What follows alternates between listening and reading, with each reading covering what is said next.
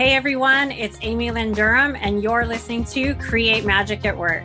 Create Magic at Work is on a mission to equip senior leaders with tools they need to be a true servant leader and actually understand what that means. Improve employee engagement, retain top talent, and transform your workplace culture to have less stress and drama. So let's start making magic. Hi everyone, welcome back to another episode of Create Magic at Work, where I uniquely blend the ethereal with the tactical for you to live an uplifted life and maintain inner peace, even under great stress. Today, I am excited to introduce you to Emily Sander. She is the author of the book, Hacking Executive Leadership. She's a C-suite executive and founder of Next Level Coaching. Emily's an ICF-Certified Coach, and she guides clients towards new perspectives that enable them to adapt and evolve as leaders. I was intrigued by Emily, and I invited her on to share some of her insights surrounding quite a few things that I was curious about. One in particular is her concept on the failure loop. And there's been a lot of buzz lately in the workplace consciousness that I've seen about learning from mistakes and failure. I've just, for some reason, have seen a lot of posts lately talking about that. So I was like, oh, perfect. And I don't want to go too far ahead, but mistakes, failure, chaos, as a lot of my listeners know, is really one of the skill sets of a quantum leader. So, Emily, I am so excited to have you on to talk about this. Welcome. Can you tell everyone a little bit more about yourself? Absolutely. Well, thank you very much for having me on. Appreciate it. And yes, as you said, I've spent 15 plus years in the business world, leading and managing primarily client-facing teams and technology-based businesses. And most recently, having served as a chief of staff, so supporting our CEO and working very closely with our entire executive leadership team. And then I'm also a leadership coach. So I love working with early executives, C-suite executives, sometimes first-time managers on anything they're working on, usually transitioning into a new role or getting ready to make a career transition. But I've been an ICF coach for the last several years, and I absolutely love it. And it's my passion. So very happy to be on with you today talking about some coaching and leadership topics. Yeah. So your book, Hacking Executive Leadership, what inspired you to write it, and what are some of the hacks that you offer? Yeah, the short answer for what inspired me to write it is COVID. So COVID lockdown. I had a lot of extra time during that, and I was going a little bit crazy. And so I decided to direct all that energy and all that time into something productive. And so the book is a combination of my experience and lessons learned in the business world, and then also throughout my coaching practice and working with different business professionals there. So I kept seeing a lot of these same recurring themes and frameworks that would help people. And they weren't, meant for something very specific, but just these overall, I have a level of understanding about how that works, and I can apply it to anything that I'm running into. And so I wanted to write those down and get them out to more people because it seemed to help over and over again. So the failure loop is one of them. So if you wanted to get into that, now I can certainly go over that. But anything you'd like to talk about, I could expand on. That'd be great. Tell us more about the failure loop. Sure. So this is a framework that flips the traditional sense of failure and what we think of that today into a path to progress and improvement. And there's a graph that goes with it in the book, but I'll describe it real quick for your listeners. Think of individual loops that are connected together in an overall chain that goes up and to the right. And so up and to the right is the direction of progress. Okay. But in one section of an individual loop, there is a section that goes back down and to the left, and that's the opposite direction of progress. And so if you think about your life and your decisions in your career, there's inevitably going to be points where you fail at something or you make a mistake. So this can be anything from a presentation where it's like, oh, I fell on my face, that did not go the way I wanted it to, hey, I made this decision and the outcome was not what I wanted. And it doesn't feel good. You're embarrassed and you have to explain to your family and friends and colleagues and to yourself why this didn't go the way you wanted. And a lot of people hit that failure event, so that one section of the individual loop where they're going back down to the left, which is not the direction you want to go, and they stop there and they drown in their pools of pessimism and berate themselves and rake themselves over the coals. And that's one way to go about it. If instead you say, I'm going to take the lesson and learning from this experience and apply it going forward, you just propel yourself up to the next individual loop. So you're on your way back up into the right. And this process can be very quick. It can be like, okay, I said this thing in a presentation. I want to change that next time. Great, I learned that lesson. That's a very quick timeline. It can also be, hey, this decision really rocked me. I tried this new business and it didn't work. And I put everything I had into that. And so I need to take some time to really reflect and say, what were some positives that I can take away? What were some lessons I can do differently and apply them going forward if I'm going to try again? And that can be weeks or even months. So that reflection process and pulling out the lessons and learning is individual to this situation. But just having that mindset and that awareness of, okay, I know where I am in the process. Just that alone is hugely helpful. I know where I am in the process, even though it feels bad, but I know what to do to propel myself back up the chain of loops. Got it. So when you're beating yourself up and when you're feeling like you've failed, just understanding that the loop is going to continue to, even though you're in that backtracking of the loop, it's continuing to go up and to the right. If you're a graph person or something like that. Visual learner. Yep. Yeah, right. I guess that helps you reframe it to say, oh, okay, this is where I pick up the learning lessons and take them with me on my way up to the next loop. Just as you were sharing that, I had a flashback from my former career where I was just obliterated in a quarterly review for a publicly traded company I used to work for.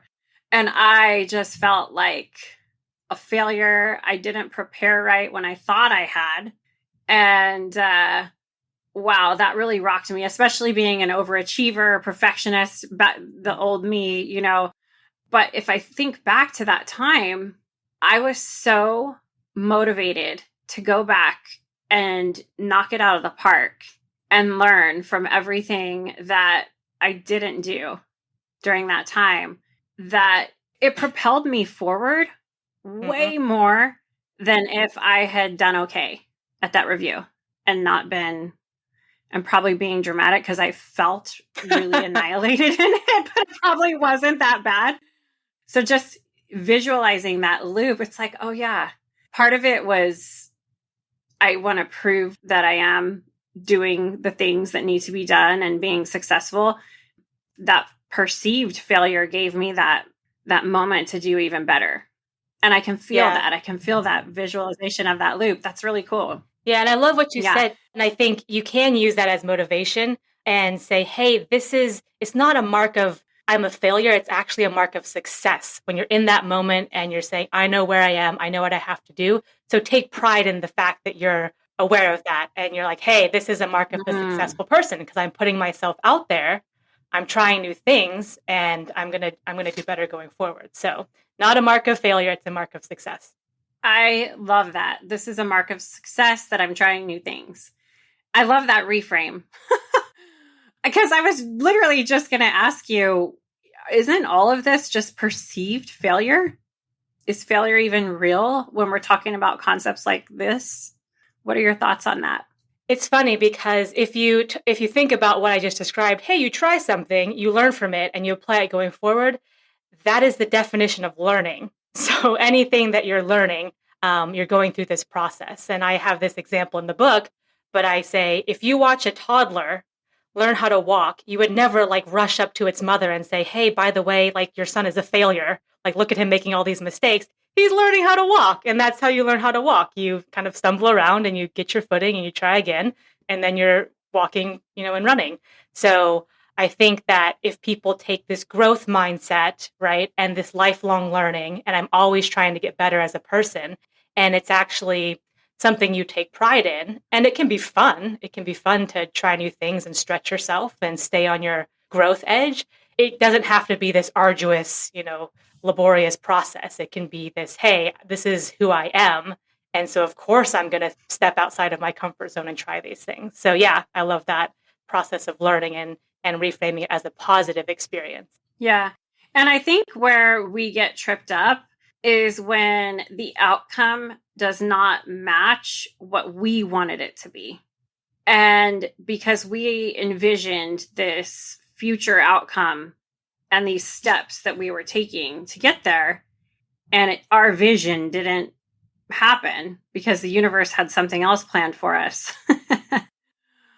How can you view that as a failure? We're not, like, who are we to try to predict the future, right?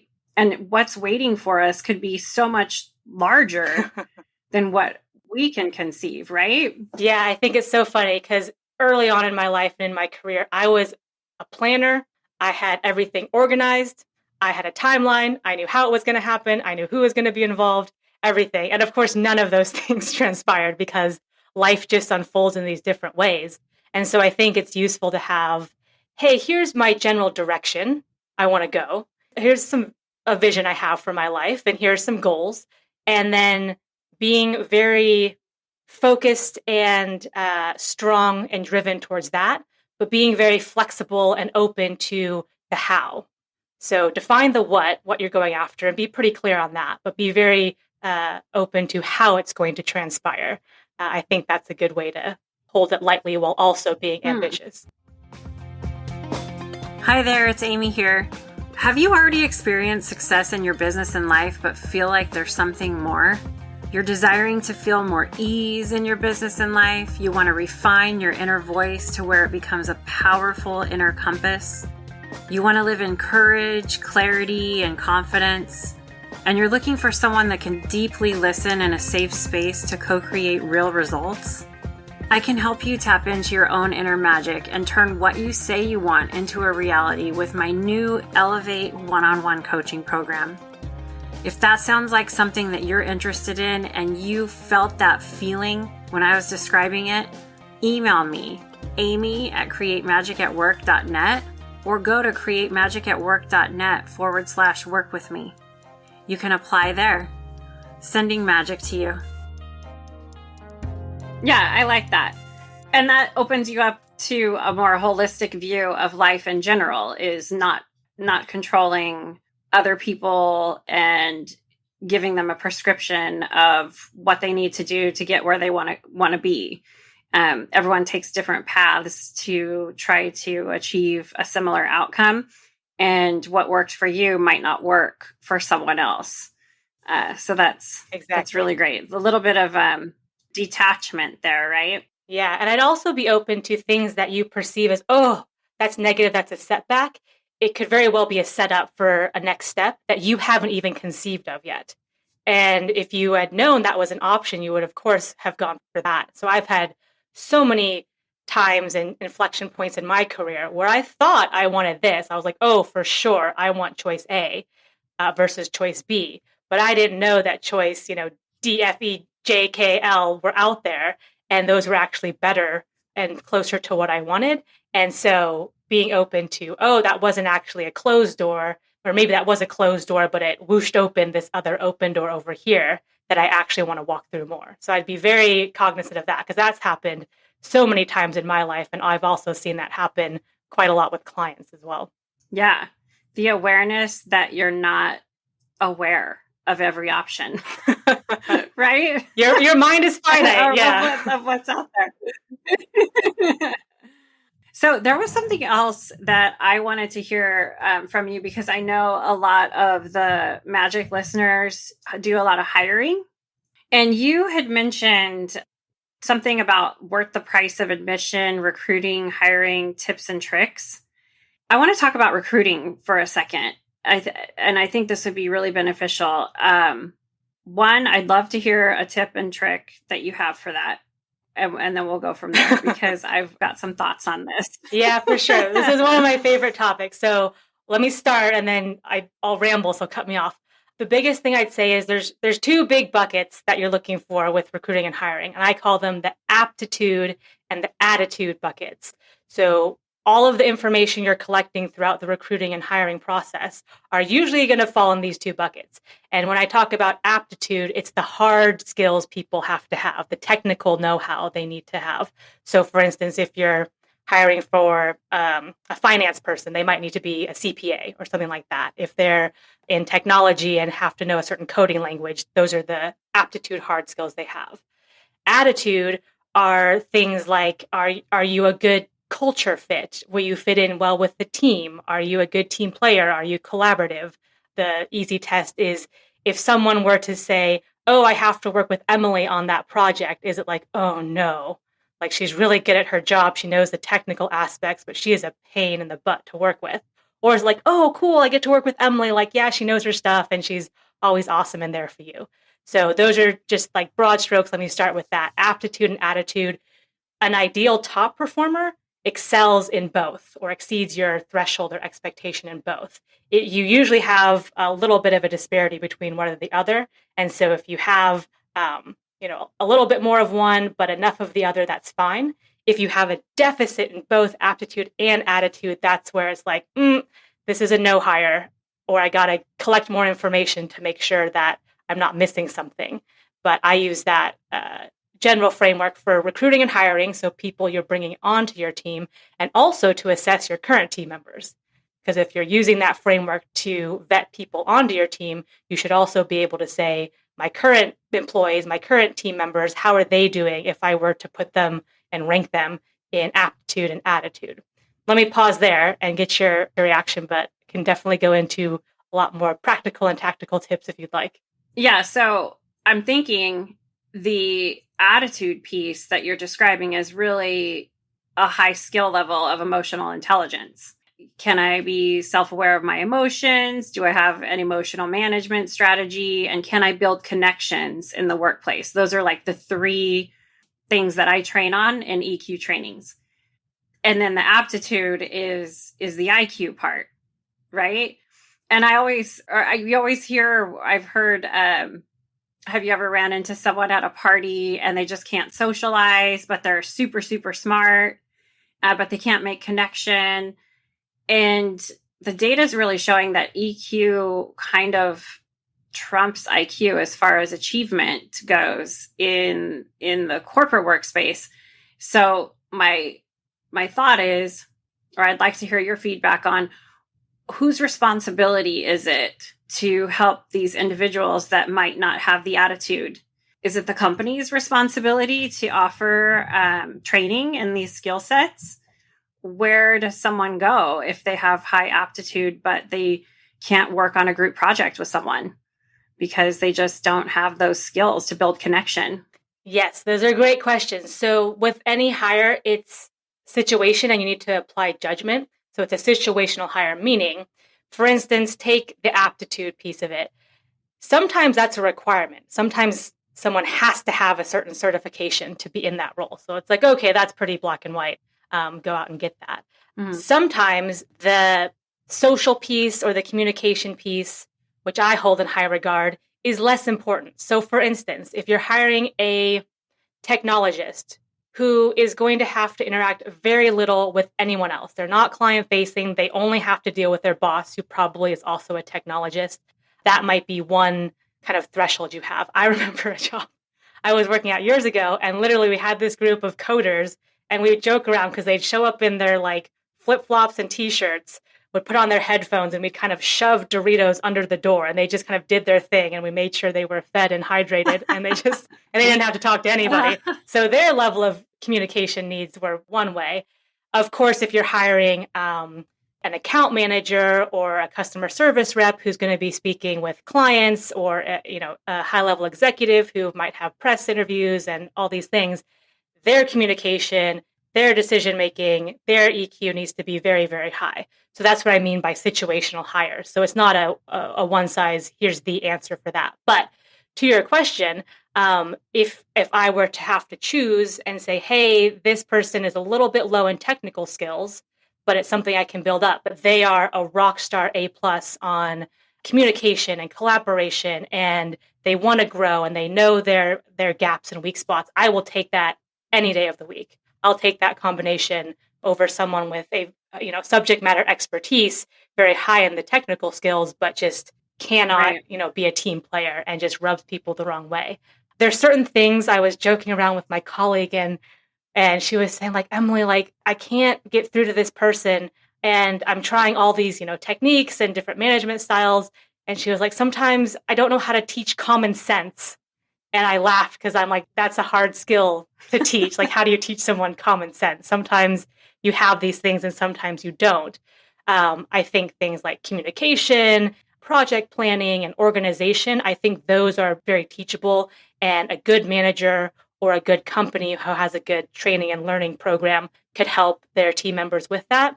And I think there are some things where, I can't give you common sense. I can try, but there's a certain level where the employee has to meet you part way. And so you got to be cognizant of, hey, what do I think I can help this person with? And what do I need to vet for and just have them bring to the table? Yeah. And the common sense that you're talking about, to me, I'm a spiritual intelligence coach for the workplace. That's your inner wisdom. How do you strengthen that? How do you strengthen, name it whatever you want, your gut, your intuition? It's that inner place when your ego is kind of put to the side and you can make wise and compassionate decisions. And yeah, it's something you have to skill build in for sure. You have to practice seeking guidance from your gut, your intuition, your inner wisdom, and things like that.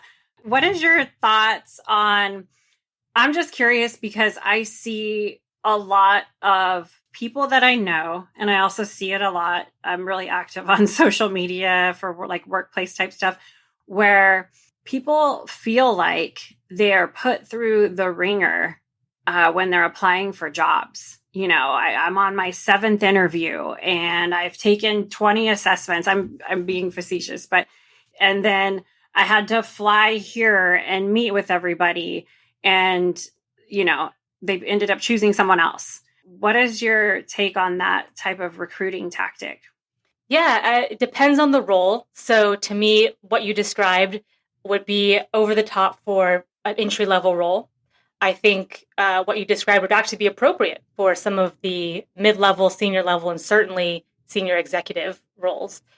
So when I design interview loops and what that looks like, I'm not going to have a panel interview or 7 rounds of interview for an entry-level position. Conversely, if I'm hiring a C-suite person, they are going to go through every single test and behavioral assessment and speak with different people in the company so I can get those all that feedback in there. So it depends. And I think if people go through what they feel like was the ringer, or they got put through their paces and it ended up not going in their favor, it's fair to ask for feedback on why they didn't get the job, especially if you've gone through that level of involvement. The recruiter or hiring manager should give you the courtesy of having a debrief call or at least an email. So I've done this for candidates where they were the finalists. They went all the way through, and I give them pretty detailed feedback on their strengths and where they came up short. And sometimes, it was nothing in their control. And sometimes it was, hey, we just needed someone with more experience or this technical background, whatever. But I've gotten so much positive feedback from my feedback on those loops. So candidates are so grateful to hear. Even when they didn't get it, they want to know why, and going through that process. So I would ask for that. Do it professionally and politely, of course, but I think it's very fair to ask, can you give me some feedback on why I didn't get that role? I love that. Treating everyone like a human being because they went through this process. And then I've seen posts where they just weren't contacted anymore, where, or that's awful. When they applied for a job, they don't even know why they didn't get it. As a leader in a position of power, hiring others, that's a gift that you're giving someone else feedback in the space of really helping them along on their journey, whether they're going to end up working for your company or not, or working for you or not. Just remember that you're offering that gift to another human being to help move them along on their journey, wherever they're going to next. And then for the person getting the feedback, view the feedback as a gift. Yeah. Yeah. Right. And take it and learn from it. Back to the whole beginning of our conversation with the loop.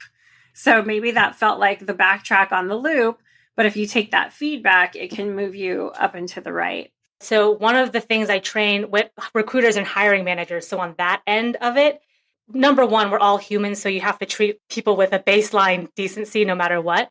But when you're in that position of a recruiter, you are an ambassador for that company all the way up until and especially when you decline someone for a role. So when we need to decline this person, they didn't get the role, the way you do that is representing your company in a big way. And so you want people to have a positive or at least professional experience all the way through whatever interaction they have with the company. So obviously it's a disappointing piece of information the candidate is getting, and obviously it's a vulnerable time for them. So doing that with as much decency and grace and compassion as you can is a really, really important step. And a lot of recruiters kind of go, okay, they didn't get it, let me move on to my next thing. And they, like you said, either don't get back to them at all, which is awful, or just send them this very, boilerplate, very direct, sharp email and leave it at that. So I would really encourage people to say, I'm an ambassador for my company when I'm declining a candidate. And then on the flip side, if you switch back to the candidate's role, you mentioned receiving that feedback.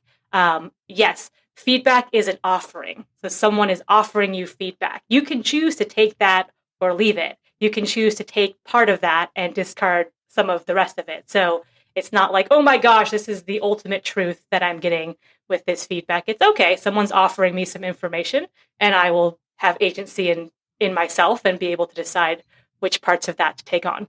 Yeah. And remember, you might not be working for that company forever also. And how you said you're representing your company's brand. Yes, you're also representing yourself and your reputation and how you treat others and how you're going to be remembered. So on that note, what is your take on quantum leadership? The past 2 seasons, I've asked every guest what they thought servant leadership was. And so we are going up the loop here on Create Magic at Work.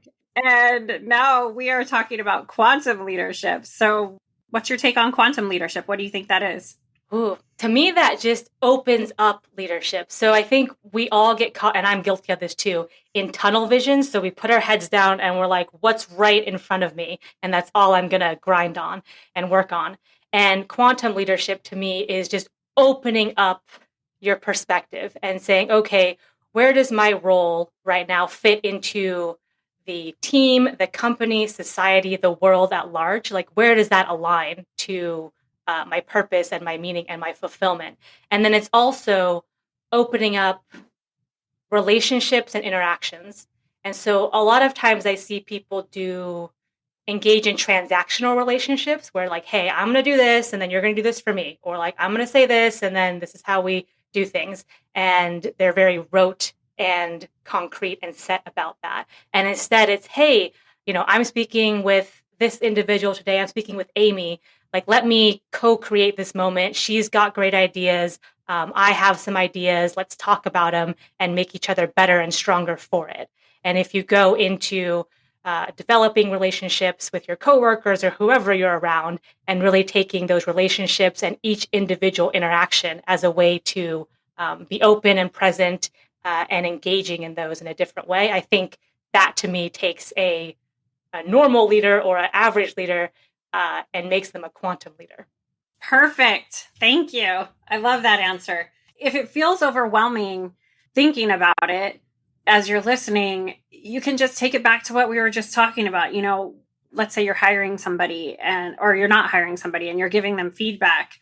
How do I want to leave this person feeling? What's the ripple effect that I want to have in my leadership as I move forward throughout my life? And how do I want to leave that person feeling? That's something easy that you can do and take a couple of seconds to do. So I'm going to pull a journal prompt card for you from the Create Magic at Work journal prompt card deck. I see you getting your cards ready. Yeah, okay, here we go. I'm shuffling them right now. This is a message for you and for the listeners from the universe. So you are going to get a message meant for you and then a question. That each card has 2 questions. So we'll see what questions are. Ooh, this one's popping out. Okay. Oh, this is cool. So everyone got partnership. And the card has a little illustration of people toasting two drinks. They could be non-alcoholic or alcoholic. You decide. The affirmation on the card for partnership is, the people in my network are supportive and genuine. Emily, can you share a couple of ways to make work relationships harmonious? Ooh, that's a good one. Let me think about that. So a whole bunch of things are coming to my mind. This might not be in a particular order. One is be your authentic self, and that's said a lot, but show up as you truly are, and also let people show up as they truly are. So even if someone isn't doing things exactly like you would do, or saying things exactly like you would say, or dressing like you would do, be open to allowing them to be them and what they bring to the table. And I think that's just a great way.